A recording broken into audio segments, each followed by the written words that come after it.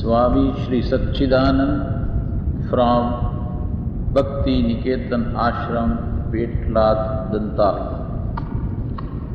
हिंदी में प्रवचन है भारतीय टेम्पल, डिट्रॉइट, जुलाई 10, 1989।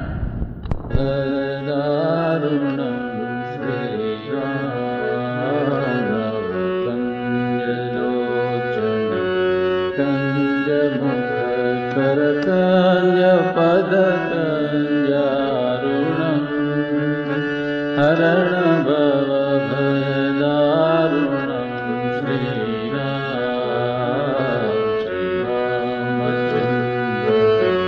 पालु भज मन हरण भव भयदारुणं हरण भव भयदारुणं श्रीराम कन्दर्पयद नितयामित छविनवनीर नीर सुन्दरं कन्दर्पय गणित अमित छविनवनीर नीरज सुन्दरं पठति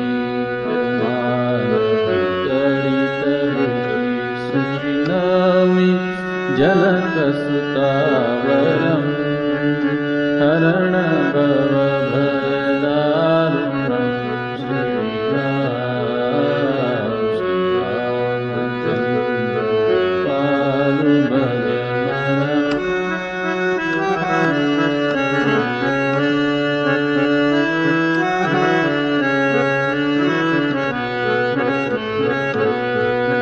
शिरमुकुट कुण्डल तिलक चारुदार रङ्गविभूषणं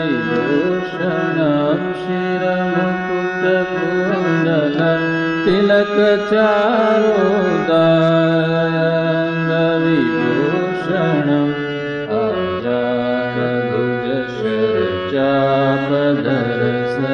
ग्रामजिनखर दूषणम् हरण भव भयदारुणं श्रीरामचन्द्र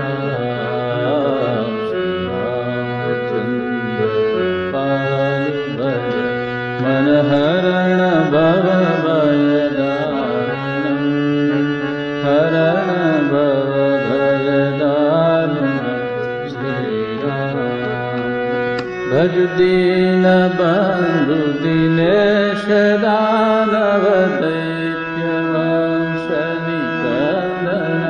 भज दीनबन्धु क्लेशदानव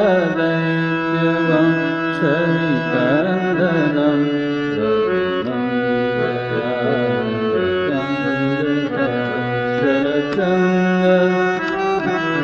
शरचन्द्रनन्दनं हरण भव भयदारुणं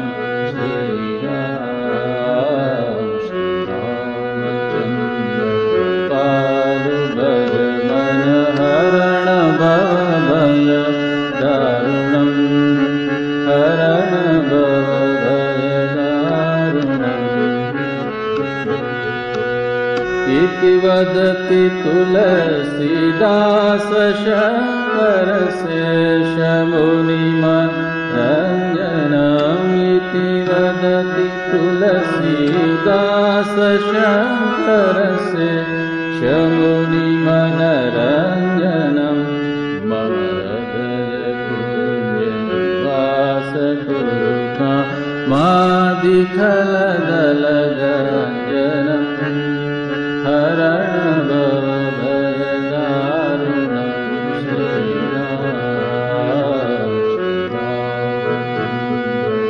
पालु भज हरण भव भयदारुणं हरण भव भयदारुणं श्रीराम।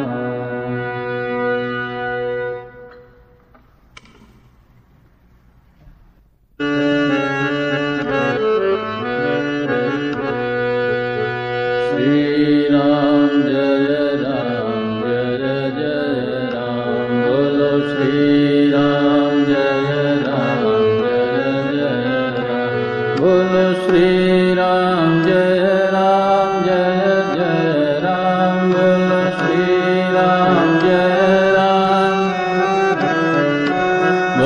श्री राम जय जय राम बोलो श्री राम बोलो श्री राम जय राम बोलो श्री राम जय राम बोलो श्री राम जय राम बोलो श्री राम जय राम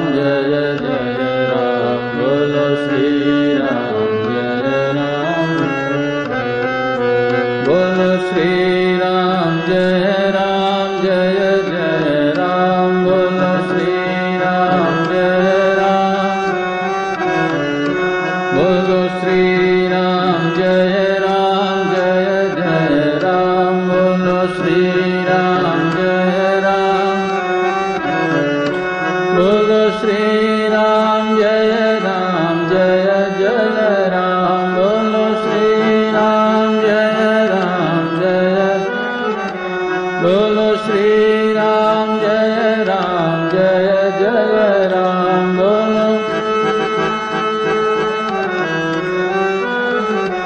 बोलो श्री राम जय बोलो श्री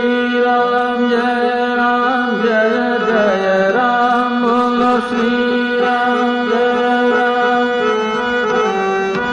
बोलो श्री राम जय बोलो श्री राम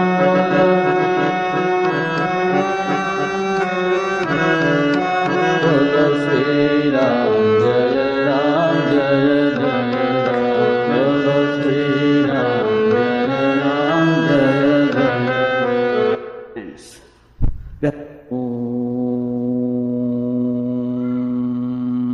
अज्ञान तिमिरान्धस्य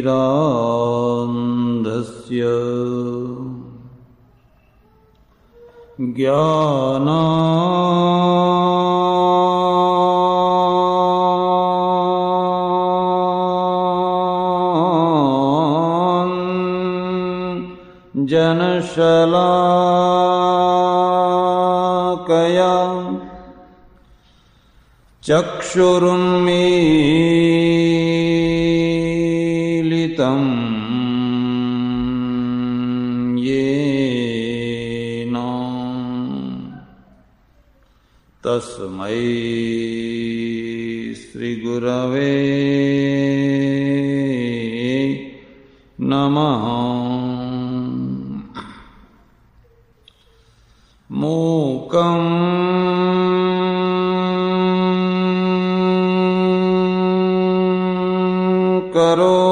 करोति वाचालं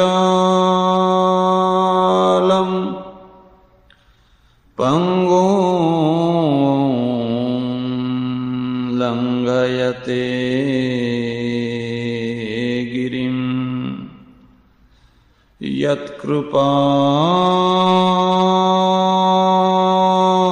यत्कृपातमहं वन्दे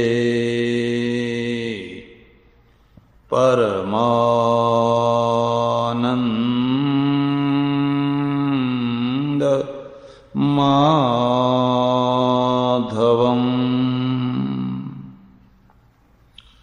करचरणकृतं वा कायजं कर्मजं वा श्रवणनयनजं वा मानसं वा अपराधम् विहितमविहितं वा सर्वमेतत् क्षमस्व। जय जय करुणाब्धे श्री महादेव शंभो। कृष्ण कन्हैया लाल की, रामचंद्र भगवान की जय। उमापति पति महादेव की जय। पवन सुत हनुमान की जय।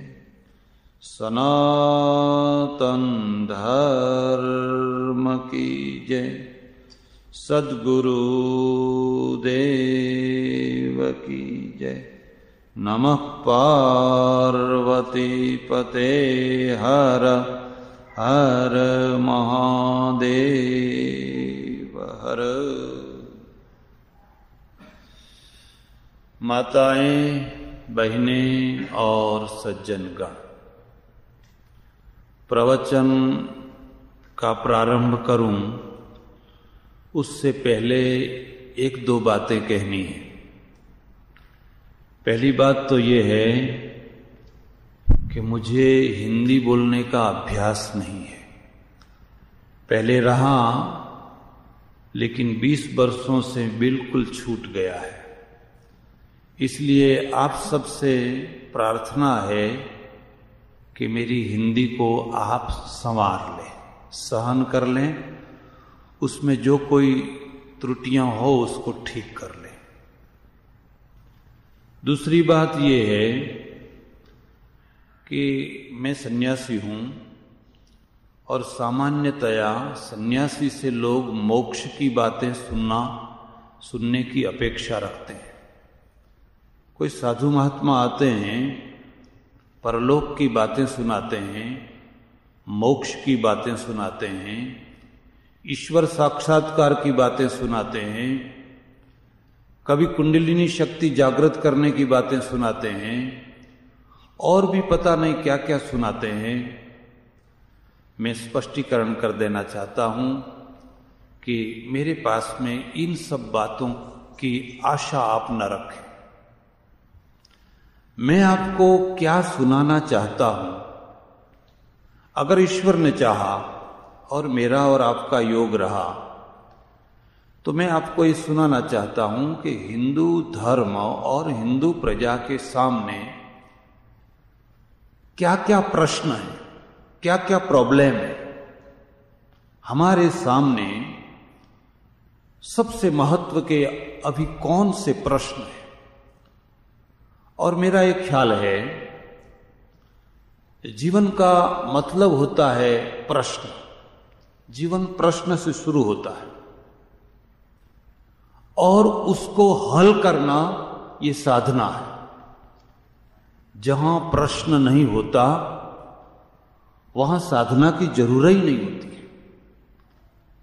और प्रश्न होने पर भी जहां साधना नहीं की जाती है, ऐसी व्यक्ति या ऐसी प्रजा कभी भी सुपर प्रजा नहीं हो सकती है, कभी भी ऊंची प्रजा नहीं होती है, कभी भी महान प्रजा नहीं हो सकती है। आप कभी ये सोच नहीं सकते हैं, हमारे सामने कोई प्रश्न ही नहीं है, प्रश्न ही न रहे तो कभी हो ही नहीं सकता है। अमेरिका के सामने जितने प्रश्न है उतने भारत के सामने नहीं है। एक गरीब आदमी के सामने जितने प्रश्न होते हैं उतने, उससे कहीं ज्यादा अमीर आदमी के सामने प्रश्न होते हैं। आदमी जितना बड़ा होता है प्रश्न उतने ही बड़े होते हैं।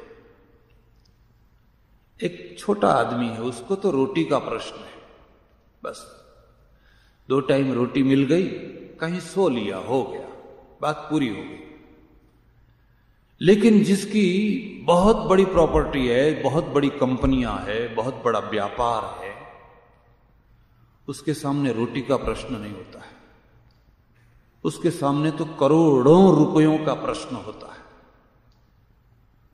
और इसलिए प्रश्न कभी भी पूरे नहीं होते, पूरे होने भी नहीं चाहिए, मजा ही नहीं आएगी जिंदगी में। आप अपने देश से यहां आए, आपके सामने कुछ प्रश्न होगा, यहां आते ही प्रश्न समाप्त नहीं हो गए, आते ही नए प्रश्न खड़े हुए। आ तो गए, लेकिन अब जॉब ढूंढो, मकान ढूंढो, और भी कई बातें हैं। अब आपको जॉब मिल गई, मकान मिल गया, क्या प्रश्न पूरे हो गए? नहीं। अभी और नए नए प्रश्न हैं, और जब नए नए प्रश्न उठ खड़े होते हैं तो साधना शुरू होती है। भारत में सबसे बड़ी दिक्कत यह है, जो पांव के आगे पड़ा हुआ प्रश्न है उसकी साधना नहीं कराई जाती। जो प्रश्न हमारे सामने है ही नहीं उसकी साधना कराई जाती है। जो प्रश्न हमारे सामने है ही,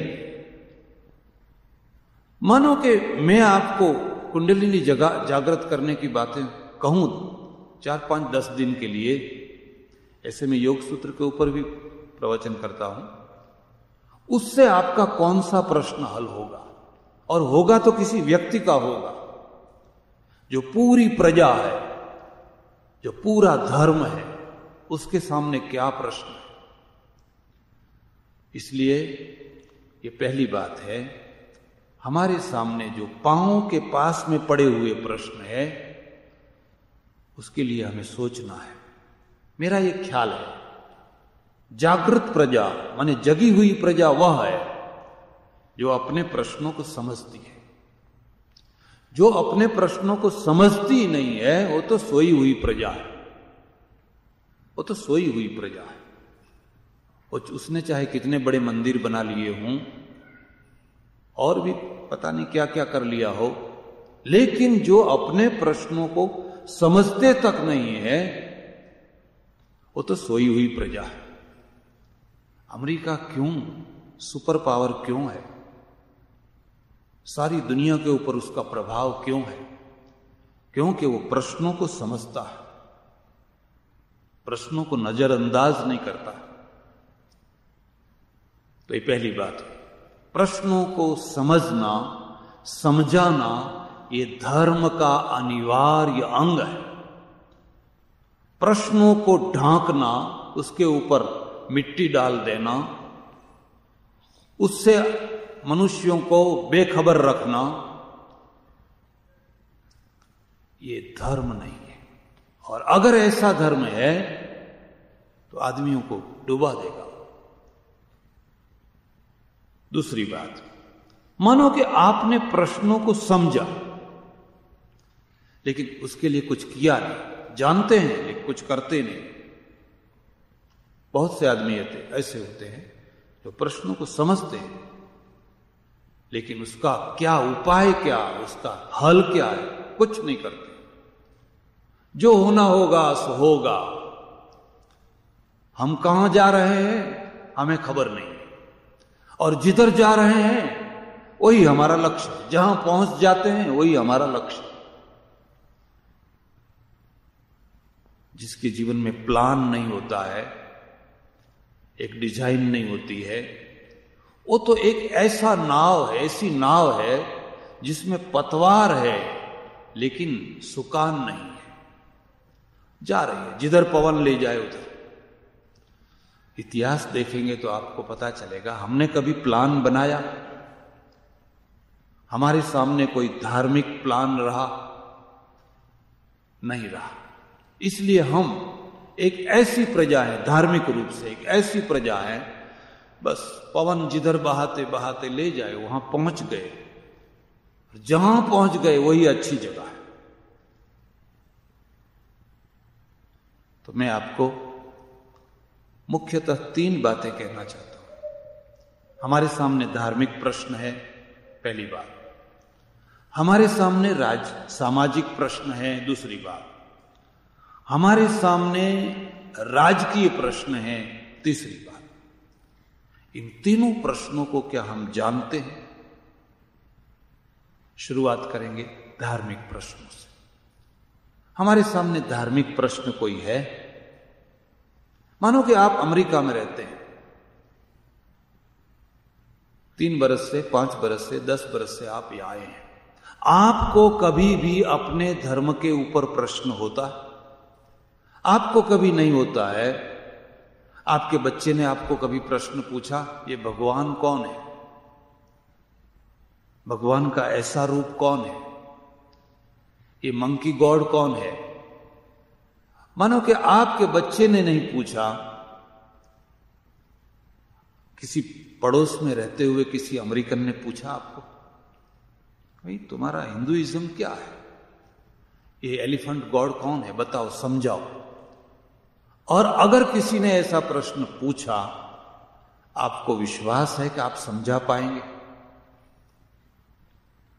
आपको खातरी है कि हम अपनी चीजों को अच्छी तरह से लोगों को समझा सकेंगे? और अगर आपको अपने बारे में खातरी नहीं है, अपने बारे में पूरा विश्वास नहीं है, तो आप निश्चित समझिए आप में आत्मविश्वास नहीं जगेगा। एक मुसलमान को, एक क्रिश्चियन को अपने बारे में जितनी प्रतीति है, जितनी दृढ़ता है, जितना विश्वास है, उतना विश्वास आप में है। और अगर नहीं है तो क्यों नहीं है? अगर नहीं है तो क्यों नहीं है? अगर नहीं है तो लाना चाहते हैं, या फिर ऐसे ही चलने दीजिए, जैसा चल रहा है ऐसे ही चलने दीजिए, जब तक चला तब तक चला, नहीं चला तो देखा जाएगा, या इसके लिए कुछ करना है? तो धार्मिक जो प्रश्न है उसका भी विभाजन है। पहला प्रश्न है, ईश्वर के बारे में हम क्या समझते हैं, अपने लिए, फिर दूसरों के लिए, खुद के लिए। जो विधि विधान जिसको कर्मकांड कहते हैं, उसके बारे में हमारा क्या रूप है। और तीसरा प्रश्न, हमारा जो धार्मिक स्वरूप है कुल मिलाकर के, उसका क्या स्वरूप है। और एक दूसरी चीज मैं आपको कहूंगा, किसी चीज को अगर अच्छी तरह से समझना है तो तुलना कीजिए, कंपैरिजन कीजिए, तुलना कीजिए। किसी की कला को समझना है तो दूसरे कलाकार के चित्र को रखिए, तीसरे को रखिए, चौथे को रखिए, पांचवें को रखिए, अपने आप तुलना होती जाएगी। और ये तुलना जो है वो आपको ठीक ठीक तोलने लायक बना देगी। मानो कि आपने एक ही हाथ की रसोई खाई है, तो आपको पता नहीं चलेगा कि अच्छी रसोई है या बुरी है। जब 10 हाथ की रसोई खाएंगे नहीं तो पता चलेगा, हाँ खिचड़ी ऐसी भी होती है, दाल ऐसी भी होती है, सब्जी ऐसी भी होती है। और अगर बहुत से हाथों की रसोई खानी है तो हमारी मंडली में आ जाइए, रोज नया हाथ, रोज नया हाथ। खुदा हम खाना बदोशों की, करे खुद खान सामानी, नया रोजा नया दरवा, नया मंजिल नया पानी। अर्थ समझे? एक सूफी ने शेर लिखा है, खुदा हम खाना बदोश हो, हम खाना बदोश है। खाना बदोश जिसका घर ना हो, बाहर ना हो, ऐसे घुमक्कड़, उसको खाना बदोश कहते हैं। खुदा हम खाना बदोशों की, करे खुद खान सामानी। खान सामा रसोया, वो तो हमारा रसोया है। वो क्या करता है, हर रोज नया दरवा नया मंजिल, रोज नया दर होता है, नया घर होता है, नई मंजिल होती है, और नया पानी होता है, रोज नया नया पानी। तुलना के बिना आप चीज को समझ नहीं सकते। सुनार के पास जब सोना जाता है तो एक काले पत्थर के ऊपर वो घिसता है, 2, 3, 4, 5, फिर तुलना करता है किससे मिलता है। अगर उसके पास में घिसने के लिए एक ही पॉइंट हो, वो निश्चित नहीं कर सकता है कितना कैरेट है। इसलिए पहला प्रश्न आपके सामने है, हिंदुइज्म के सामने, हिंदू प्रजा के सामने पहला प्रश्न, ईश्वर के बारे में आप लोगों की क्या धारणा है। संसार को ईश्वर मनाना इतना कठिन नहीं है। ईश्वर को तो लोग मानते ही हैं। जो नास्तिक है उनकी बात जाने दीजिए, जो ईश्वर नहीं मानते उनको जाने दीजिए। पर कोई एक सुपर पावर है, कोई एक परम शक्ति है, इस चीज को मनाना बहुत कठिन नहीं है। कठिन क्या है, जब उसका हम नाम रख देते हैं। हमारे आश्रम में 1-2 बरस पहले 10-20 लड़के आए, युवान। मंदिर है, ऐसा ही मंदिर है, बैठ के प्रार्थना करने लगे और प्रार्थना मुझे सुनाई दे रही थी, मैं हॉल में बैठा हुआ था। वो प्रार्थना कर रहे हैं, हे दादा भगवान सबका भला करो, ऐसा करो, वैसा करो, यूं करो, यूं करो, प्रार्थना कर रहे थे। फिर वो मेरे पास आए, महाराज हम सत्संग करने आए हैं। मैंने कहा बहुत खुशी से सत्संग करें, लेकिन पहले मेरा एक प्रश्न है। आप लोगों ने जो प्रार्थना की ना मेरे को बहुत अच्छी लगी, लेकिन बार बार आप लोग जो हे दादा भगवान, हे दादा भगवान ऐसा जो बोल रहे थे, उसकी जगह पर हे भगवान बोलते तो क्या फर्क पड़ जाता? खाली हे भगवान बस इतना ही बोलने का फर्क क्या पड़ जाता? जब हम भगवान के आगे कोई विशेषण रखते हैं तो भगवान परिच्छिन्न हो जाता है, छोटा बन जाता है। और जब उसके आगे कोई विशेषण नहीं रखते हैं, निर्विशेष करते हैं, तो वो बहुत बड़ा व्यापक हो जाता है। लेकिन उसके आगे कोई विशेषण रख दीजिए, कोई निश्चित नाम रख दीजिए। भगवान कौन है? कौन भगवान है? राम है, कृष्ण है, विष्णु है, शिव है, छोटे बन गए। किसी क्रिश्चियन को गॉड को मनाना तो सरल है, लेकिन शिव को मनाना, कृष्ण को मनाना, ये काम सरल है। और अगर केवल कृष्ण होते तो बात दूसरी थी, केवल शिव होते तो बात दूसरी थी। लेकिन हमारे आगे तो कितने भगवान हैं और कितने रूप है, कितने आकार हैं, कितने स्वरूप हैं। आपके घर में कई छवियां हैं, कई छवि हैं, कई चित्र हैं, कई मूर्तियां हैं। आपका ये बच्चा बड़ा होकर के पूछेगा ये कौन है, ये कौन है, ये कौन है, ये कौन है। और फिर जब कहेंगे कि सब भगवान है, उसके गले में बात उतार नहीं सकेंगे। इस चीज को आप अच्छी तरह से उसके गले में नहीं उतार सकेंगे कि ये भी भगवान है, ये भी भगवान है, ये भी भगवान है, ये साड़ी पहनी है ये भी भगवान है, ये मुगट रखा है वो भी भगवान है। इस चीज को अपने बच्चे के दिमाग में आप उतार नहीं सकेंगे। और जब भी उसका नाम रख देते हैं वो तो छोटा हो जाता है, छोटे ग्रुप का हो जाता है। दादा भगवान मानो किसी ने भगवान मान लिया, लेकिन कितने लोगों के लिए वो भगवान है? 1 लाख के लिए, 50,000 के लिए, 25,000 के लिए, वो तो छोटे ग्रुप के लिए हो गया। अगर हम दादा शब्द को हटा देते हैं, सिर्फ भगवान रखते हैं, वो सबके लिए हो गया। और जो सबके लिए है ने, उसको मनवाना बहुत कठिन काम नहीं है। लेकिन जो छोटा रूप है उसको मनवाना बहुत कठिन काम। हमारी मुश्किल क्या है? विशेषण और विशेष, आप जानते होंगे, उसमें विशेष्य की प्रधानता नहीं है, विशेषण की प्रधानता है। विशेष्य तो भगवान है, विशेषण कुछ है, वो चाहिए, विशेषण चाहिए। भगवान गौण है, विष्णु भगवान, भगवान गौण है, विष्णु प्रधान है। शिव भगवान, शिव प्रधान। स्वामीनारायण भगवान, यहां भगवान गौण है, स्वामीनारायण प्रधान है। और उसमें से क्या होता है? झगड़ा होता है, कलह होता है। बस हमारा भगवान ही सही है, हमारा भगवान बड़ा है, आपका भगवान छोटा है। हमारे भगवान की इतनी कलाएं हैं, आपके भगवान की इतनी कलाएं हैं। और हम लोग, साधु लोग, इस चीज को कूट कूट करके ठीक करते हैं कि हमारा कहा हुआ भगवान जो है वही इनके दिमाग में बैठे, और कोई दूसरा आके बैठ नहीं जाए।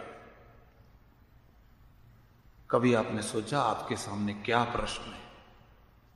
एक मुसलमान है, एक अल्लाह है, बस। चाहे वो फिलीपाइंस का हो, चाहे अमेरिका का हो, चाहे अफगानिस्तान का हो, उसमें उसको कोई भ्रांति नहीं है, कोई भ्रम नहीं है, कोई शक नहीं है, कोई भेद नहीं है।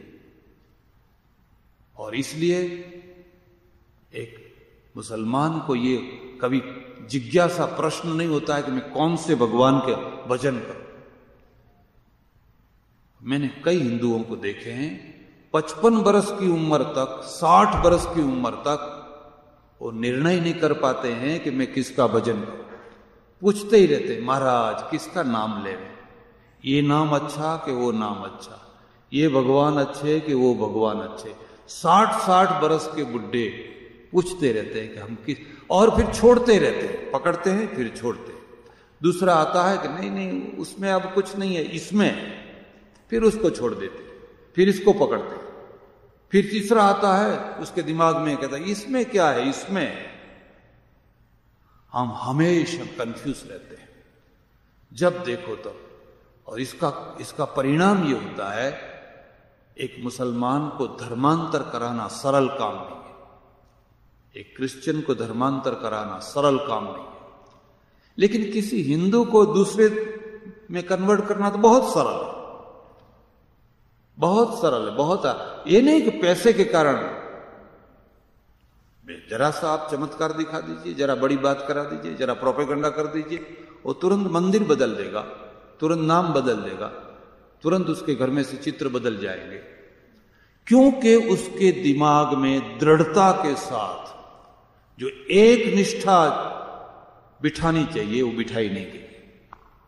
और असल में गीता में ये कहा गया, आप गीता में देखिए बारंबार ये शब्द आते हैं, एक भक्तिर विशिष्यते, एक भक्तिर, एक भक्तिर, भक्तिर व्यभिचारिणी, ऐसी भक्ति जिसमें व्यभिचार ना हो, माने जिसमें ये या वो भी, ये भी वो भी, ऐसा ना हो। इसलिए भक्तिरे का एक शब्द के ऊपर बारंबार भार दिया गया है, लेकिन व्यवहार में ऐसा नहीं हुआ। यह हमारे सामने प्रश्न है। बहुत प्राचीन काल में जब हम वैदिक युग में जाते हैं तब देखते हैं तो देवों की प्रधानता है, यम है, वरुण है, इंद्र है, कुबेर है, कई कई देव हैं, और सबके अपने अपने काम है। कोई वर्षा लाता है, कोई कुछ करता है, कोई कुछ करता है, कोई कुछ करता है। उसके बाद में जब पौराणिक पीरियड आता है तो अवतार आते हैं, और अवतार में 24 अवतार होते हैं। तो फिर हम सारा हमारा जो है एक मोड़ आ जाता है, देवों से छूट करके हम अवतार में आते हैं, और अवतार में एक अवतार को हमने बाकी रख दिया। अगर 24 पूरे कर देते तो ठीक था, कल की अवतार को बाकी रखा। उसका परिणाम क्या हुआ कि आज भारत में 100 से ऊपर के लोग, जिंदा लोग, अपने आप को कल की अवतार कहते हैं, अपने आप को कल की अवतार कहते हैं। जो गुजरात के बाहर के लोग हैं उनको पता नहीं होगा, लेकिन गुजरात में एक मुस्लिम संप्रदाय है, उसको पिराणा पंथ कहते हैं, और पिराणा पंथ का जो आदि गुरु था उसको कल की अवतार कहते हैं, इमाम शाह। ईरान से गुजरात में आए और पटेल लोग जा रहे थे काशी, अहमदाबाद के पास में उनका सारा संघ टिका हुआ था, ये भी वहां थे। उन्होंने उनको कहा काशी क्यों जा रहे हो? यात्रा करने के लिए, मैं तुमको यहीं काशी दिखा देता हूं। और फिर उनको वहीं पर चमत्कार करके काशी दिखाई, वो सब कन्वर्ट हो गए, बस इतने मात्र से कन्वर्ट हो गए। उसमें से एक पिराणा पंथ निकला, और उन लोगों ने इनको फिर कल की अवतार माना। नमाज नहीं पढ़ते, प्रार्थना करते हैं, आधा हिंदू आधा मुस्लिम, लेकिन वो इनको कल की अवतार कहते हैं। राजस्थान में रामदेव पीर हुए, कल की अवतार कहते हैं। कई लोगों को कल की अवतार, कल की अवतार। 3-4 भगवान हैं मेरे परिचित हैं, हमारे परिचित हैं, वर्ष में 1-2 बार 3-4 बार मिलते हैं, और मुझे बड़ा दुख होता है। ऐसी क्या व्यवस्था है कि हमारे यहां कोई भी आदमी भगवान बन जाता है? मुसलमान के यहां तो कोई अल्लाह नहीं हो सकता है, क्रिश्चियन के यहां कोई गॉड नहीं होता है, और हमारी ऐसी क्या व्यवस्था है? कोई भी आदमी ऐरा गहरा, नत्थु गहरा, कैसा भी आदमी अपने आप को भगवान बना देता है, और थोड़े बहुत लोग उनके पीछे हो लेते हैं, उनका मंदिर बनता है, मूर्ति होती है, आरती होती है, सब कुछ होने लगता है। ऐसी क्या वजह क्या है? लेकिन ये हमारी स्थिति है, हमें पसंद हो या ना हो, ये हमारी वास्तविकता है और हमारे सामने बहुत बड़ा प्रश्न है। आज भारत में, पूरे भारत में करीब 800 से लेकर 1000 भगवान, जिंदा भगवान है। अमेरिका में कितने भगवान हैं? भारत में तो 800 से 1000, और उनको रोक नहीं सकते। सब ने अपनी अपनी डफली बजाई है। तो ये तीसरा पीरियड आया। पहले देव पीरियड, फिर अवतार का पीरियड, अब व्यक्ति पूजा का पीरियड आया। व्यक्ति पूजा, आदमी जो है वो आदमी को भगवान मान लेना, उसके पांव धो के पीना, उसकी आरती उतारना, माने सब कुछ उसको समझ लेना। और उसका परिणाम क्या होता है? उसका परिणाम ये होता है कि आपके मंदिर टूटते हैं, आपकी परंपरा टूटती है, आपकी व्यवस्था टूटती है। और भारत में 20,000 संप्रदाय, कितने? 20,000 छोटे मोटे संप्रदाय, पंथ, मंडल, 20,000। और प्रजा जो विभाजित होती है, एक होती नहीं है, प्रजा विभाजित होती है। 10 घर यहां है, 10 घर यहां है, 10 घर वहां है, 10 घर उधर। इनका भगवान अलग है, इनका भगवान अलग है, इनका अलग है, इनकी उपासना अलग है, इनका रीति रिवाज अलग है, इनकी मान्यता अलग है। और हम किसी को भी रोक नहीं पाते। हम क्या करेंगे? अभी इसको बढ़ना ही देना है, ये बढ़ते ही चले जाएंगे। और अगर ये बढ़ते ही चले गए तो हम दुनिया की प्रजा में कहां होंगे? हमारा स्थान कहां होगा? हमारे सामने प्लस नहीं है, माइनस है, विभाजन है। हम टूटते हैं, जुटते नहीं। क्यों टूटते हैं? हमारे में एक प्रतिभा पैदा होती है, एक दीवार करती है। प्रत्येक प्रतिभा एक अभिशाप बन के आती है। दीवार टूटती नहीं है, दीवार एक नई खड़ी होती है। मेरे में शक्ति है, मेरे में प्रतिभा है, 10-20 हजार लोगों को पीछे कर लिया, एक दीवार बना ली। क्यों नहीं किए? कहते हैं हम इनको नमस्कार नहीं करते हैं, हम तो गोकुलेश जी को नमस्कार करते हैं। गोकुलेश जी कौन थे? वो भी तो कृष्ण ही थे ने।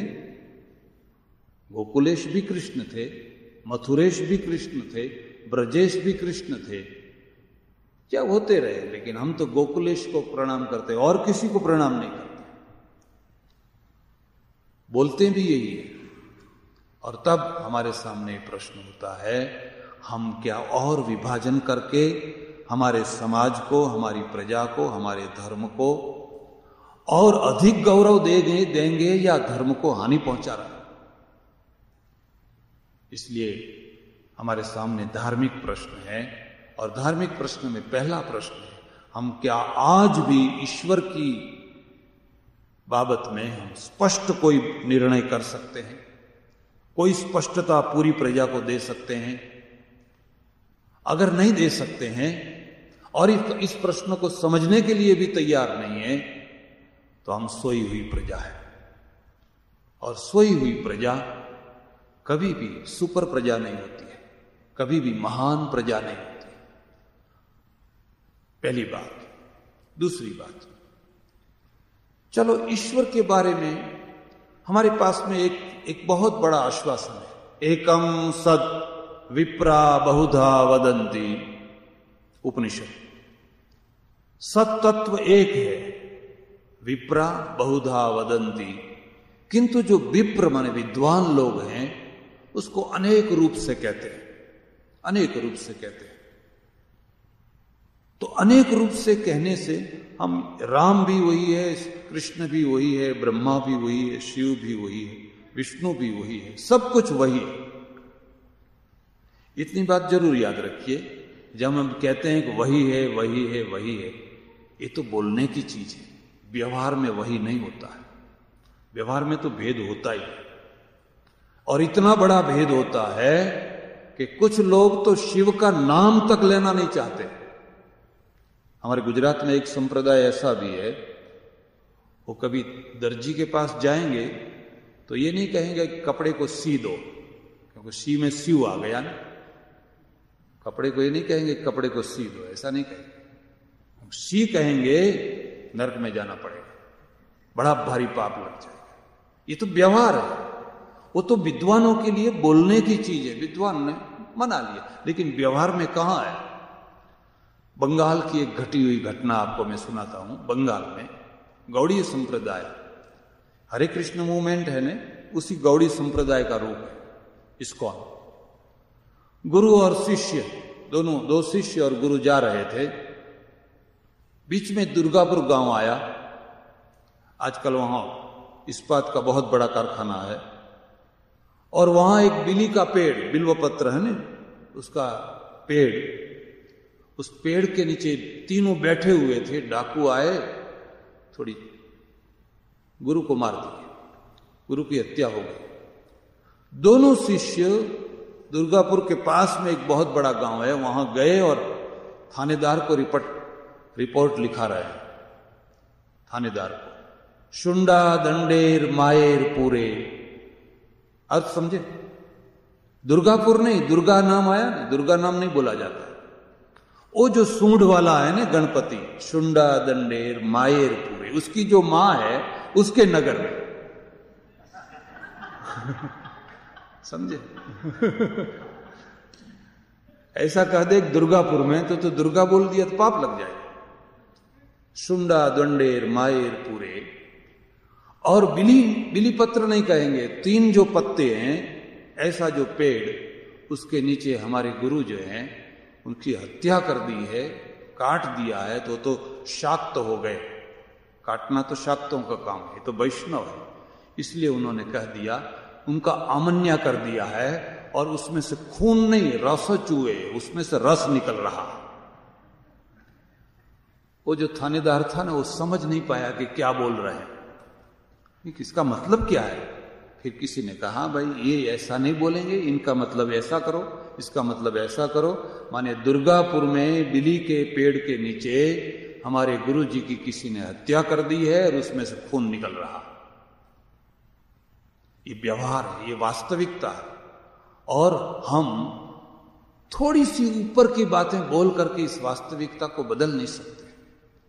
हम लोगों को कहें हम तो एक ही को मानते हैं, तो हमारे जुदे जुदे रूप हैं, उसमें कोई भेद नहीं है, ये तो बोलने की चीज है। व्यवहार तो व्यवहार है। एक पहली बात। दूसरी बात है, हमारे यहां जो मंदिर है, उस मंदिर में क्या स्थिति है।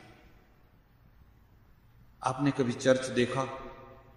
आपने कभी मस्जिद देखी और फिर मंदिर को देखा? तुलना करिए एक साथ में, सोचिए क्या फर्क है। मैं अभी दक्षिण भारत गया था, साउथ इंडिया, 1 महीना घूम के आया। मैसूर स्टेट है, मैसूर के पास में ही श्रीरंगपट्टनम, और जहां हैदर अली और टीपू रहते थे वहां गया। तो गाइड है, उसने टीपू की बनाई हुई मस्जिद बताई, और उस मस्जिद के जो मीनारे हैं उसके ऊपर कलश है, हिंदू कलश है। उसने कहा कि टीपू ने इस मस्जिद के ऊपर हिंदुओं के कलश लगाए हैं, देखिए सोने के। और हैदर अली ने इस मंदिर को रिपेयर कर दिया था, पुनरुद्धार कर दिया था, लाखों रुपए लगा करके। सब बहुत सी बातें बताई। फिर उसने एक बात बताई, और वो ये कि टीपू जब सुल्तान था और जब भी ये मस्जिद में आता था नमाज पढ़ने के लिए, कभी भी पहली पंक्ति में नहीं बैठता था, पहली लाइन में कभी नमाज, तीसरी चौथी में बैठता था, क्योंकि ये तो खुदा का दरबार है, ये तो खुदा का घर है, और भगवान के घर में सब एक समान है। यहां कोई सुल्तान नहीं है और यहां कोई गुलाम नहीं है। जहां भगवान का घर है वहां तो कम से कम इस चीज को रखना चाहिए। तो पहली लाइन में जो पहला आवे वो बैठ जाता था, चाहे कोई पिंजारा आ जावे, कोई और भी आ जावे, कोई कुछ भी आ जाए, वो पहला बैठेगा, दूसरा, तीसरा, तीसरी या चौथी लाइन में वो बैठता रहा। और वो ये कहता रहा कि मैं यहां एक मामूली आदमी, एक मैं सामान्य आदमी हूं, और ये समझ करके मैं यहां बैठता हूं। लेकिन हमारे यहां क्या स्थिति है? हमारे यहां तो मंदिरों में क्लास है, क्लास। जैसे सिनेमा के क्लास होते हैं ना, first class, second class, third class. कुछ लोग ऐसे होते हैं जो बिल्कुल भीतर तक जाते हैं, कुछ लोग यहां तक रहते हैं, कुछ वहां रहते हैं, और कुछ ऐसे हैं जो जिनको भीतर आने का अधिकार ही नहीं, वो तो बाहर ही केवल ध्वजा को देख सकते हैं। है कि नहीं? ये भेद है कि नहीं? मैं जब भी कहीं मंदिर में दर्शन करने जाता हूं, एक छोटे से छोटे हिंदू को जितना अधिकार होता है वहीं खड़ा होकर दर्शन करते हैं, और वहां से दर्शन करने में जो आनंद आता है ना, वो समय। और इस चीज को भी याद रखिए, दर्शन तो दूर से अच्छे लगते हैं। किसी कलाकार को पूछिए, कला की जो आकृति है ना, उसको एकदम पास में जाके देखेंगे तो अच्छी नहीं लगेगी, थोड़ी थोड़ी दूरी होनी चाहिए। टीवी को पास में जाके देखेंगे तो अच्छा नहीं लगेगा, कम से कम 8-10 फीट दूर बैठ करके देखिए। तो दर्शन अगर करना है तो थोड़ी सी दूरी जरूरी है, और अत्यंत समीप में जो होता है ना, वो दर्शन कर ही नहीं पाता। पुजारी कभी भगवान के दर्शन नहीं करते, वो तो आने वाले के दर्शन करते हैं। आप देखना, आने वाला भगवान की तरफ देखता है, और वो आने वाले की तरफ देखता है, कौन आया, कैसे आया। जाके देखेंगे तो अच्छी नहीं लगेगी। पीछे हमारे सामने बहुत बड़ा प्रश्न है, क्या हम मंदिर में से क्लासों को मिटा सकते हैं? मंदिर में ऐसा कर सकते हैं? किसी गुरुद्वारे में जाके देखिए, सिखों के गुरुद्वारे में एक सेना का बहुत बड़ा जनरल है, सेनापति है। जब गुरुद्वारे में जाता है, अपनी जेब में से रुमाल निकालता है और वहां बैठ जाता है जूतों के पास में, और बैठ के सबके जूतों को साफ करता है, साफ कर करके रख देता है। और उसमें किसके किसके जूते हैं? खुद के अर्दली के भी जूते हैं, उसका जो सिपाही है, उसके घर में जो काम करने वाला है, उसका भी जूता वहां है। वो रोज उसके जूते साफ करता है, लेकिन आज वो बहुत बड़ा जनरल जो है अपने अर्दली के जूते साफ करता है। वो गुरु ग्रंथ साहब की चौपाइयां बोलता जाता है और बड़े प्रेम से साफ करता है। एक ऐसी जगह है जहां अहंकार को उतारा जाता है, और यहां भी अहंकार को नहीं उतारा गया, और यहां भी क्लास हो गए, और आप जनरल यहां आ जाइए, अर्दली वहां बैठिए, तो अहंकार उतरेगा कहां? और अहंकार नहीं उतरेगा तो मंदिर जो है आपके भीतर को सुधार नहीं सकेगा। आप यहां आए, पुजारी ने कहा आइए आइए आइए सेठ जी आइए, प्रसाद का बहुत बड़ा दोना दे दिया, बस मंदिर अच्छा है। अरे मंदिर अच्छा है इसलिए अच्छा है, वो पुजारी कहता है कि आइए आइए आइए, और प्रसाद बहुत बड़ा देते। जिस दिन वो पुजारी आइए आइए नहीं कहेगा और प्रसाद नहीं मिलेगा, आपका हृदय टूट जाएगा, क्योंकि अहंकार को ठेस लगेगी। आप तो अपने अहंकार को पोषने के लिए आ रहे हैं। अगर सचमुच में आपको मंदिर आना है, एक सामान्य आदमी बन करके आइए, जूते के पास बैठ जाइए, देखिए तो सही क्या मजा आता है। और मैं आपको एक दूसरी बात कहता हूं, आप अगर जूते के पास बैठे हुए हैं, लेकिन आपकी योग्यता आगे बैठने की है, तो वहां बैठने पर और अच्छे लगेंगे, और भी आपकी महिमा बढ़ जाएगी। लोग कहेंगे हाँ देखो देखो, इतने बड़े सेठ हैं लेकिन कहां बैठ गए। और आपकी योग्यता जूते के पास बैठने की है, आगे आके बैठ गए हैं, तो लोग आपको उठो उठो उठो, पीछे जाओ पीछे जाओ पीछे जाओ, उठो उठो, उठा उठा के पीछे कर दे। हीरा जो है उसको चाहे पांव में बांधो, चाहे मुकुट में बांधो, उस जहां भी रहेगा हीरा हीरा ही, उसकी कीमत कम नहीं होती। हमारे सामने ये प्रश्न है, क्या हम अपने मंदिरों को ऐसा रूप दे सकते हैं जहां सबको ये समझे कि मेरा मंदिर है, मेरे साथ में कोई भेद नहीं किया जाता है। और जिस दिन ये कर सकेंगे ने, आपके मंदिर में बैठने की जगह नहीं मिलेगी, लोग इतने आएंगे, सबको एक आत्मीय भाव हो जाएगा ये मेरा मंदिर है। लेकिन ऐसा नहीं होता है। पता नहीं क्या हम लोगों को एक रोग लगा है, कहीं सप्ताह करनी है उसमें भी क्लास कर देते हैं। जिसने 1000 रुपये दिए हैं उसको आगे बिठाओ, जिसने 500 दिए हैं उसको उसके पीछे बिठाओ, जिसने कुछ नहीं दिया जाने दो उसको पीछे।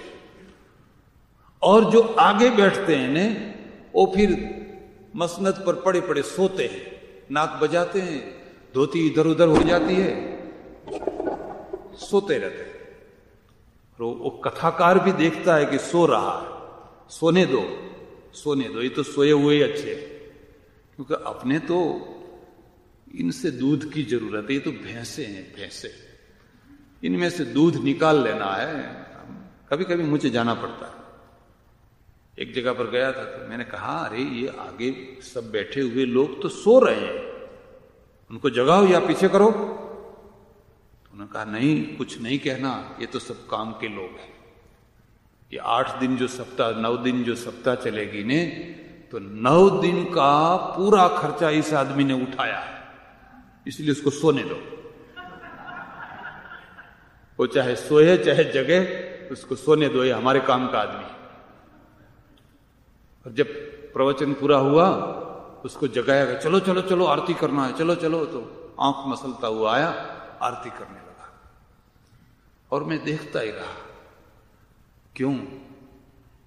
ये जो हमारी पद्धति है ने, इस पद्धति के द्वारा आप धर्म को कभी शक्तिशाली नहीं बना सकते। हाँ, पैसे कमा सकते हैं, आप पैसे कमा सकते हैं। आपने कितने पैसे कमाए? करोड़ों रुपए कमाए, लेकिन धर्म जहां का वहां, धार्मिक स्थिति जैसी की तैसी। आज भी हम दयनीय दशा में। क्यों? या तो पैसे कमाओ, और पैसे ऐसा ये जरूरी नहीं है कि आगे बिठाने पर भी लोग पैसे देंगे, और कम देंगे तो भी क्या हो गया, और नहीं देंगे तो भी क्या हो गया। सिर्फ पैसों के बल पर धर्म नहीं बनता है। और अगर पैसों के बल पर ही धर्म बनता होता ने, तो यहां के, मैं इंग्लैंड में देखा मैंने, बड़े बड़े चर्च आज बंद पड़े हुए, ताला लगा हुआ है, उसमें लिखा है सेल फॉर ऑफिसेस, बेचना है, ऑफिस बनाना हो। और हम ही लोग तो रखते। अब उनके लिए जो आउटडेट हो गया वो हमारे लिए नया हो गया, चलो आने दो। उनके लिए तो आउटडेट बात हो गई, हम लोग रख लेते हैं, चलो अब हमारा पीरियड शुरू होता है। और हम कभी ये सोचते नहीं है कि हम भी कभी आउटडेट होंगे या नहीं होंगे।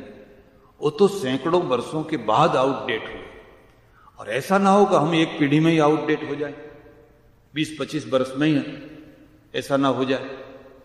हमें सोचना होगा, क्या हम ऐसा मंदिर चाहते हैं जिस मंदिर में कोई भी आदमी, चाहे गरीब हो, चाहे पैसे वाला हो, चाहे सामान्य हो, चाहे और भी कुछ हो, समान रूप से आए। विवेकानंद जब दूसरी बार अमेरिका आए तो वहां मंदिर बना करके आए, कलकत्ता में, बेलूर के पास में।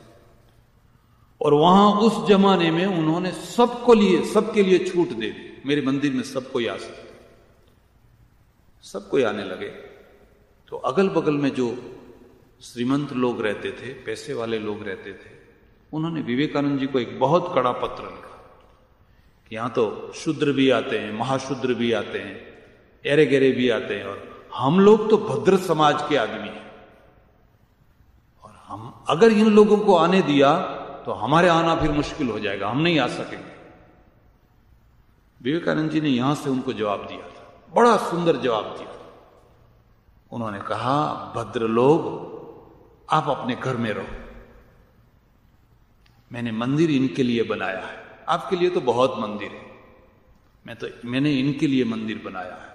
और एक बात अच्छी तरह से याद रख लीजिए, ये अभद्र हैं, मैं मानता हूं अभद्र, ये गाली बोलते हैं, ये मैं मानता हूं, लेकिन ये जैसे हैं वैसे खुले। आप लोगों के ऊपर मखमल की चद्दर पड़ी हुई है, अगर वो मखमल की चद्दर को जरा सा भी हटा दी जाए तो आप तो इनसे भी बुरे, लेकिन उस चद्दर के नीचे आप ढके हुए हैं। अगर जरा सी चद्दर हटा दी जाए तो इन लोगों से आप कई गुने बुरे। पैसा जो है वो दोषों को ढांकता है, पैसे वाले के दोष लोग नहीं देखते। ठीक है, जूता पहन के आ गए तो भी कोई पैसे वाला आदमी है ना, यहां कुछ रख के ही जाएगा, कोई बात नहीं। पैसे में एक बहुत बड़ी शक्ति है, और वो दोषों को ढांकता है। और ये जगह एक ऐसी जगह है जहां दोषों को दिखाया जाए, दोषों को ढांका ना जाए। अगर यहां भी वही चीज हुई तो फिर इसका रूप क्या होगा? इसलिए दूसरा प्रश्न है।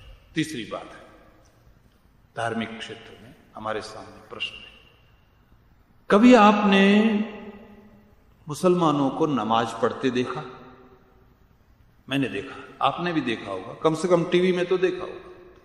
ईद के दिन 1 लाख मुसलमान नमाज पढ़ते हैं, 2 लाख 3 लाख दिल्ली में कई कई जगह पर लाइन से बैठते हैं, बिल्कुल नमस्कार करते हैं, बिल्कुल कोई पुलिस नहीं, कोई हो हल्ला नहीं, शांति रखिए शांति रखिए, कोई चिल्लाने की जरूरत नहीं, बिल्कुल।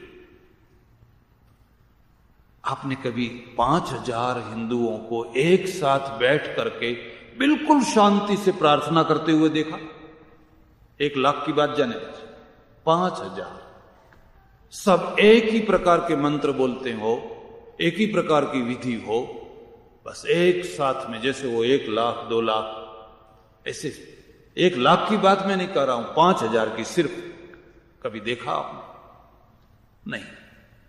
ये तो अच्छा है, आप लोगों ने अच्छी डिजाइन बनाई, लेकिन हमारे यहां मंदिर की डिजाइन इस प्रकार की है, फिर वो चाहे जैन का मंदिर हो, चाहे बौद्ध का हो, चाहे हिंदू का हो, डिजाइन इस प्रकार की है कि उसमें 100-150 आदमी इकट्ठे हो, भीड़ हो जाती है। उसमें समाज नहीं है, व्यक्ति है। भगवान की जगह ऐसी है कि उसके बगल में एक पुजारी खड़ा हो सकता है, ज्यादा आदमी खड़े नहीं हो सकते।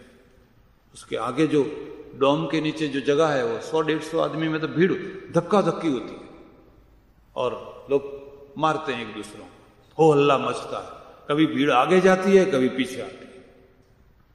कभी नाथद्वारे में जाके देखिए, हमारे गुजरात में तो कई जगह है, डाकोर में रणछोड़ जी है, जब तक 1-2 महिलाओं का ये जो है ना अछोड़ा वो न टूटे, 1-2 की पसली ना टूटे, तब दर्शन ही क्या फिर? उसका नाम कहीं थोड़ा दर्शन।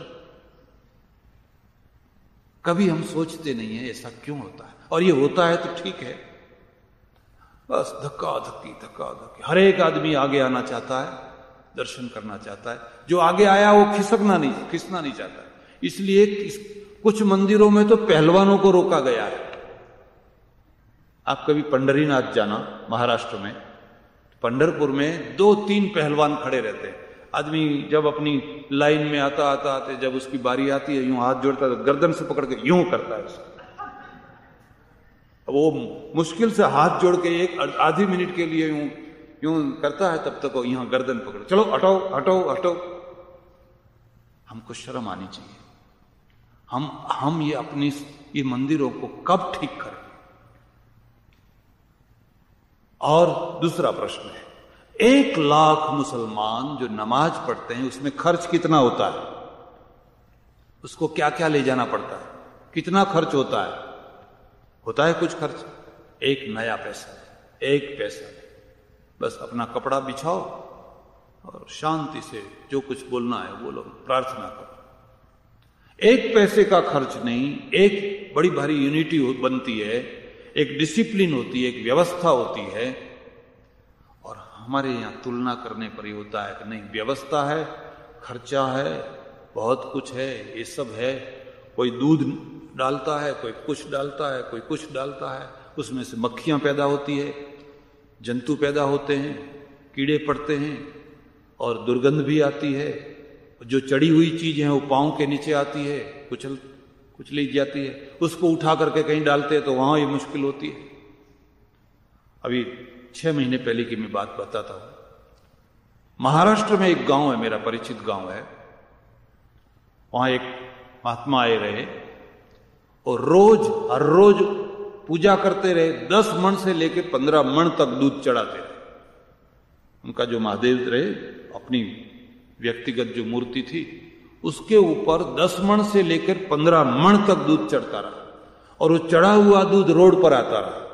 हमारी लंबी लाइन नाली चलती रही, रोड पर वो दूध आता रहा, लोगों के पांव नीचे कीचड़ होता रहा। मैं एक बार नैरोबी गया था। नैरोबी में एक मंदिर है शिव जी का, वहीं पर प्रवचन चलते थे। तो मैंने देखा उस समय नैरोबी में बहुत दूध, सोमवार का दिन हो, अमावस्या का दिन हो, तो वहां मंदिर में 5-5 मन तक दूध चढ़ जाता था।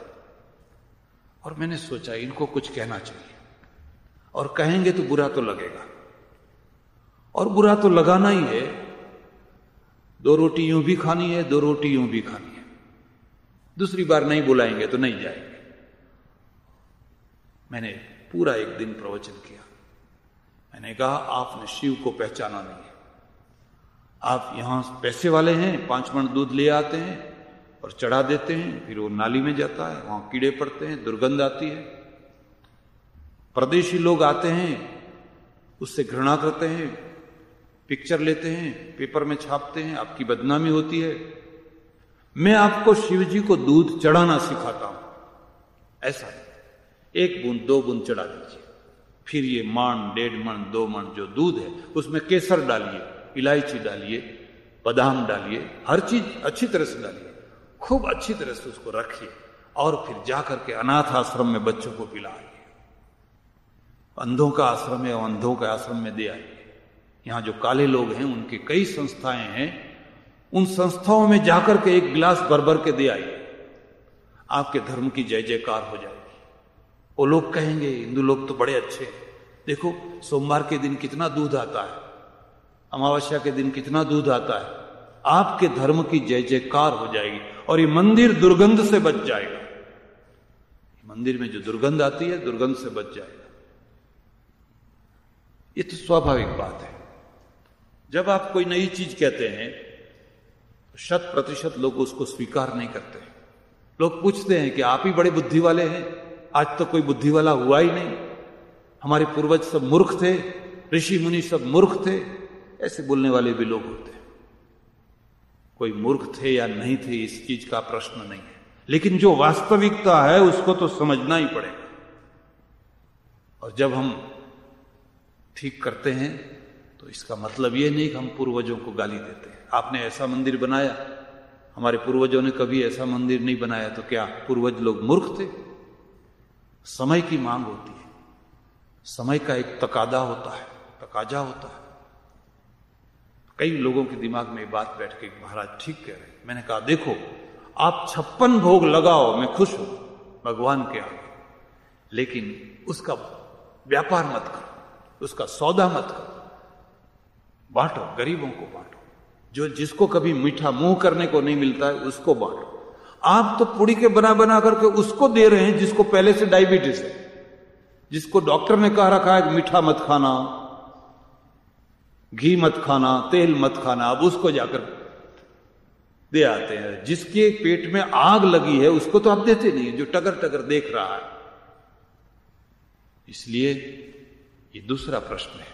और दूसरा प्रश्न ये है कि हमारे मंदिरों में हम ऐसी कोई व्यवस्था करें कि जिससे बहुत शांति, पीसफुल जाके एक आदमी बैठा है, कोई हो हल्ला नहीं, कोई शोर गुल नहीं, बैठ के प्रार्थना करे। कोई चीज की जरूरत नहीं, भगवान तो भाव के भूखे। गांधी जी हर रोज 2 बार प्रार्थना करते थे, दोनों समय। क्या क्या चीजें लाते थे? अब कभी आपने देखा गांधी जी की प्रार्थना में क्या क्या चीजें होती थी? रघुपति राघव राजा राम, पतित पावन सीता, ईश्वर अल्लाह तेरे नाम, सबको सन्मति दे भगवान। ईश्वर अल्लाह तेरे नाम, सबको सन्मति दे भगवान। इस प्रार्थना ने कितना बड़ा जोर किया, कितनी बड़ी शक्ति पैदा की, क्योंकि वो नाभि की प्रार्थना थी, हृदय की प्रार्थना थी। उसमें कोई चीज की जरूरत नहीं, किसी चीज की जरूरत नहीं है। ठीक है, आपको ठीक लगे तो कुछ लाइए, बाकी इसके लिए कोई बहुत बड़ी जरूरत नहीं है। और अगर ये कर सकेंगे तो परिणाम क्या होगा? मुसलमान की जो मस्जिद है उसमें से एक शक्ति पैदा होती है, एक टोटल सब शक्ति पैदा होती है। हमारे मंदिर में एक अव्यवस्था है, उसमें से शक्ति पैदा नहीं होती। कभी कोई कहेंगे एकादशी आज है, कोई कहेगा नहीं काल है। दिवाली आज है, कोई कहे नहीं दिवाली कल है। अरे कुछ तो कहो कि सब कुछ आज है, एक बात के लिए तो कहो कि आज है। आप शैव हैं ने तो आपकी आज है और वैष्णवों की काल है। हमारा ज्ञान क्या ऐसा है कि हम हमेशा विभाजित ही बने रहे? इससे तो यह अज्ञान अच्छा है, कभी भेद होता ही नहीं। ये 3 तारीख आज है कि कल है? कभी यहां कोई विवाद होता है? कभी भेद होता है कि आज 4 तारीख है कि कल 4 तारीख है? आज है तो आज ही है। लेकिन हम लोगों ने जो सूक्ष्म ज्योतिष के भेद निकाले, उसका परिणाम यह हुआ कि कभी लोग आज एकादशी को करते हैं, कभी लोग काल करते हैं, कभी नवरात्रि आज होती है, शिवरात्रि कल होती है, दिवाली आज होती है, होली कल होती है। कभी एक रूप नहीं होता है। इसको एक रूप बनाना चाहिए। इसलिए मुसलमान की जो मस्जिद है वहां से एक शक्ति पैदा होती है, और वो शक्ति क्या है? राजकीय शक्ति है। हमारे मंदिर में से एक अव्यवस्था पैदा होती है। शक्ति पैदा नहीं होती है, एक अव्यवस्था पैदा होती है। यहां से लोग रूठ रूठ के भी नया मंदिर बनाते हैं। मेरे को प्रमुख नहीं बनाया, चलो हम दूसरा बना के दिखा देते हैं। मुझे मंत्री नहीं बनाया, हम देख लेंगे, देखो तुम्हारे सामने बनाते हैं कि नहीं बनाते। एक नया मंदिर बनता है। आपको शायद पता हो या ना हो, हरिद्वार में 2500 आश्रम है और 10,000 मंदिर है। यही हालत अयोध्या की, यही हालत वृंदावन की। कभी तो सोचो कि 2500 आश्रम लोगों के लिए है, लोगों की जरूरत के लिए है। अगर ये आश्रम सारे देश में बिखर जाते, एक एक तहसील में एक हो जाता पूरे देश में, तो लोगों की मांग थी, लोगों की आवश्यकता थी। यहां 2500 आश्रम इकट्ठे हुए और 10,000 मंदिर है, और फिर लड़ते हैं आपस में। ऐसा लड़ते हैं, ऐसा, ये तो मनुष्य के स्वभाव है, प्रकृति है। जैसे दुकानदार आपस में लड़ते हैं, हमारी भी दुकानदारी है, इसमें कोई फर्क नहीं है। लड़ते हैं, भीतर में खून खराबा होता है, क्योंकि कोई नियंत्रण नहीं है, कोई व्यवस्था नहीं है।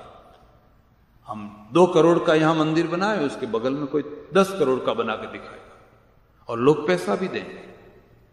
हमारी स्थिति ऐसी है। आज गुजरात में जाकर के या और कहीं जाकर के कहिए कि हमें एक स्कूल बनाना है, हमको एक पानी की व्यवस्था करना है, पैसा दीजिए, लोग नहीं देंगे पैसा। लेकिन जाकर कहिए हमें हरिद्वार में एक मंदिर बनाना है, 10,000 तो है, अभी और एक नया बनाना है, लोग कहें अच्छा महाराज मेरे तरफ से ले जाओ, मेरे तरफ से ले जाओ, मेरे तरफ से ले जाओ। क्योंकि हमारी जो दान की जो प्रथा है, दान की जो व्यवस्था है, उसमें जो तब्दीली आनी चाहिए, परिवर्तन आना चाहिए, वो आया नहीं है। जैसा आना चाहिए वैसा आ नहीं सका। तो ये भी प्रश्न है। और तीसरा आखिर का प्रश्न है, जन्म से लेकर मृत्यु पर्यंत जो हमारी विधियां होती हैं, उसमें एक रूपता है और एक रूपता नहीं है, तो ये अच्छी चीज है। अगर एक रूपता लाई जाए तो अच्छी चीज है, या एक रूपता नहीं है ये अच्छी चीज है। कश्मीर से लेकर के कन्याकुमारी तक और राजस्थान से लेकर के असम तक आप कभी घूम करके देखिए और देखिए कि क्या क्या विविधताएं हैं। और ये विविधता में हमारी एक रूपता लाएं तो कैसे? ऐसा कोई प्रयत्न हो सकता है जिससे कश्मीर की शादी और कन्याकुमारी की शादी, गुजरात की शादी और असम की शादी में एक ही मंत्र से, एक ही प्रकार से शादी की विधि हो? ऐसा कोई हो सकता है?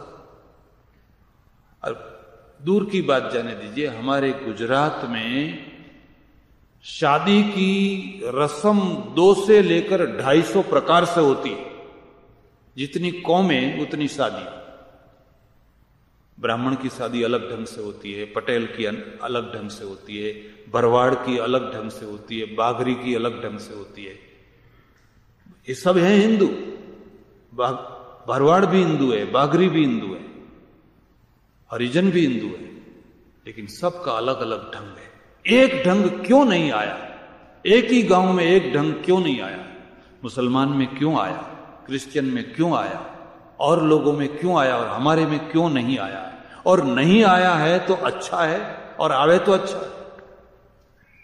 हमें ऐसी एक व्यवस्था करनी चाहिए जिससे हमारे यहां चाहे पंजाब का हिंदू हो चाहे मद्रास का हो, लेकिन जब शादी होती हो तो हमें मालूम हो कि एक विधि चलाई जाए, छोटी हो, सरल हो, सहज हो, कोई भी करा सके, ऐसी सरल सहज विधि हो और आधा घंटा घंटे में पूरी हो जाए ऐसी विधि हो। ऐसी विधि कोई करनी पड़ेगी और ये अगर सब हम कर सकें तो मैं जानता हूं कि एक बहुत बड़ा काम होगा, बहुत बड़ा। अगर ये काम नहीं कर सकेंगे तो हम हमारे पांव के आगे जो प्रश्न है उसकी उपेक्षा करते हैं और दूर का प्रश्न है मरने के बाद क्या होगा। एक बहन ने आकर के मुझे पूछा, महाराज मरने के बाद मैं क्या होंगी,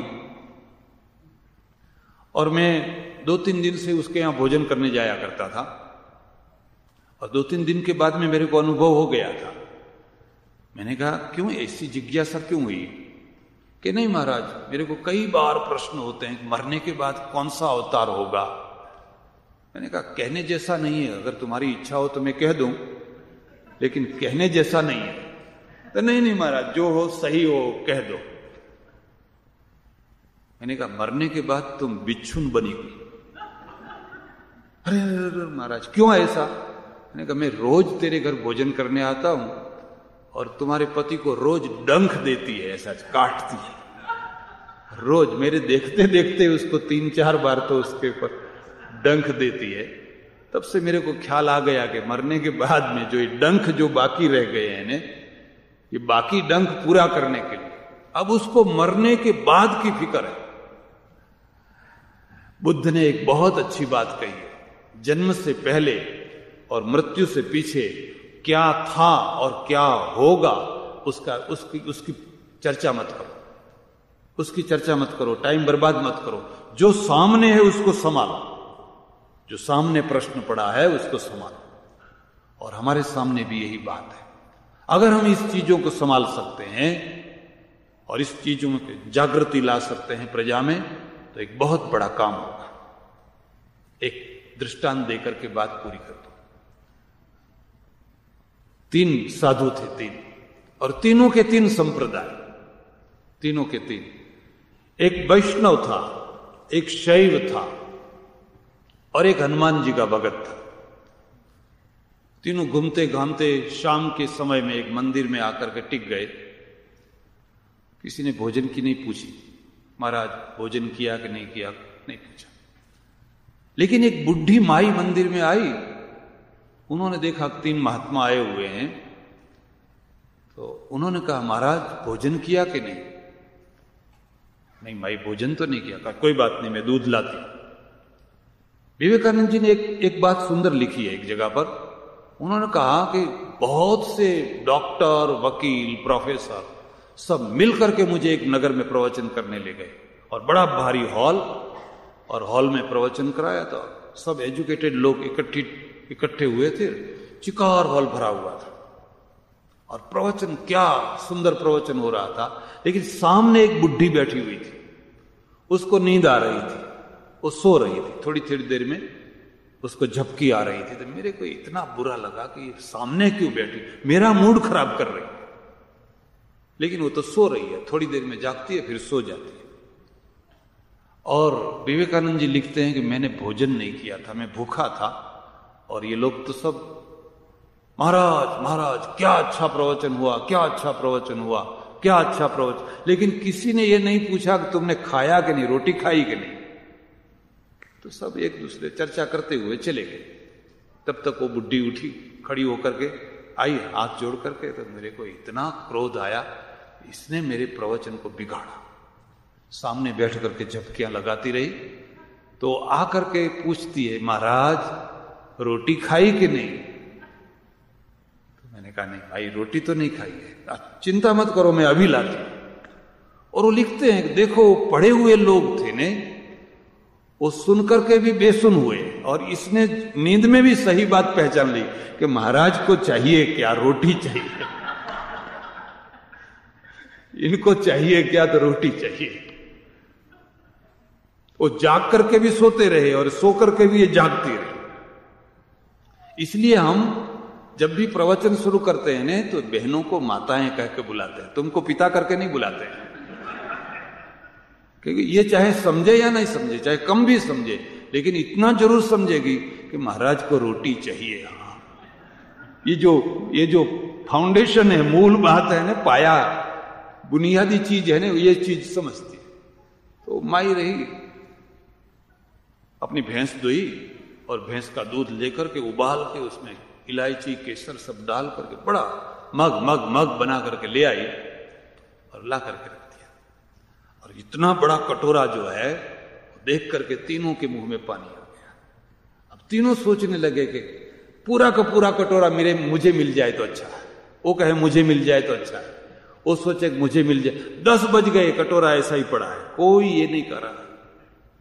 10 बजे फिर आखिर में उन्होंने कहा ऐसा करो, कटोरे को उधर रख दो और तीनों सो जाओ, और जिसको अच्छे से अच्छा स्वप्न आवे वो कटोरे को पियो, पूरा कटोरा। बस सो गए। सुबह हुई और तीनों जगे, बोले अच्छा बोलो तुम्हारे क्या स्वप्न आया? तो महादेव जी का जो भक्त था ना, उसने कहा अरे रात के 12 बजे भगवान शिव, साक्षात भगवान शिव जो है वो नंदी के ऊपर बैठ करके आए और कहा सारी दुनिया में तुम्हारे जैसा कोई भक्त नहीं है, चलो मैं तुम्हें कैलाश ले जाता हूं। महाराज मुझे तो नंदी के ऊपर बिठा करके कैलाश ले गए, और क्या कैलाश, क्या कैलाश, क्या कैलाश, सब कैलाश की बातें कहने लगे। तो दूसरा कहे अरे क्या कैलाश में क्या रखा है, बर्फ है और कुछ तो है नहीं कैलाश में। तो देखो हमारे विष्णु आए गरुड़ लेकर के, और उन्होंने कहा चलो तुमको देह के सहित विष्णु लोग ले जाते हैं। तो मेरे को तो गरुड़ के ऊपर बिठा करके, वहां मध की नदियां हैं, दूध की नदियां हैं, चाहे एप्पल जूस पियो, चाहे बनाना, चाहे द्राक्ष का जूस पियो, चाहे ऑरेंज जूस पियो, यहां तो जूस ही जूस है चारों तरफ। वैकुंठ तो इतना अच्छा, इतना अच्छा। तो मेरे को तो बहुत अच्छा लगा। अब वो हनुमान जी की बारी आई, उन्होंने कहा भाई तुम्हारे क्या हुआ? कहते भाई मेरे को तो बहुत बुरा हुआ। रात के 12 साढ़े 12 बजे होंगे, हनुमान जी आए, लाल इसे विकराल, इतना लाल, इतनी बड़ी बड़ी आंखें, हाथ में गदा, आकर खड़े हुए, उठ उठ। मैं तो खड़ा हो गया, कटोरा दूध पी जा। मेरे को तो उठा के पी जाना पड़ा। देखा तो कटोरा खाली है। अरे तुम दूध पी गए? अगर तुम हनुमान जी से इतना डर गए तो हमको जगाना था ने। तो उन्होंने कहा भाई तुम्हारी दोनों के बिस्तर पर मैंने हाथ घुमाए, लेकिन तुम कैलाश गए थे और तुम वैकुंठ गए थे, यहां दोनों के बिस्तर खाली पड़े हुए थे, दोनों के बिस्तर खाली पड़े, मैं क्या करूं? हमारी भी यही हालत है। हम ना हनुमान के भक्त हैं ना विष्णु के हैं, हम तो कटोरे के भक्त हैं। हमारे तो कटोरे से मतलब है, और जब तक ये कटोरे से मतलब है, अपने धर्म को, अपने स्वरूप को हम तेजस्वी नहीं बना पाएंगे। इसलिए मैं आप सबसे निवेदन करता हूं कि हमारे सामने जो धार्मिक प्रश्न है, ये कोई पूरी बात नहीं है, ये तो आप सोचेंगे, आप बुद्धिमान हैं, कई प्रकार से सोच, और तुलना कीजिए। तुलना करने पर अपने आप आपकी पोजीशन का पता लग जाएगा। तो हम अगर इस चीजों को नहीं हल करेंगे तो हम सुपर प्रजा नहीं हो सकेंगे। मैं परमेश्वर से प्रार्थना करता हूं कि हमको ऐसी शक्ति दे, हमको ऐसी दृष्टि दे, हमको ऐसी जागृति दे, जिससे हम अपने धर्म को, अपने स्वरूप को इतना अच्छा बनाए, इतना अच्छा बनाए कि कोई भी हिंदू दूसरे धर्म में जाने की इच्छा ना करे, दूसरे लोग यहां आने की इच्छा करें, लेकिन यहां से बाहर जाने की किसी को इच्छा ना हो। ऐसा अच्छा और ऐसा सुंदर स्वरूप हम बनावें, ऐसी भगवान हम सबको शक्ति दे। हरिओम तत्सत। कृष्ण कन्हैया सद्गुरु दे। नमः पार्वती पते हर हर महादेव हर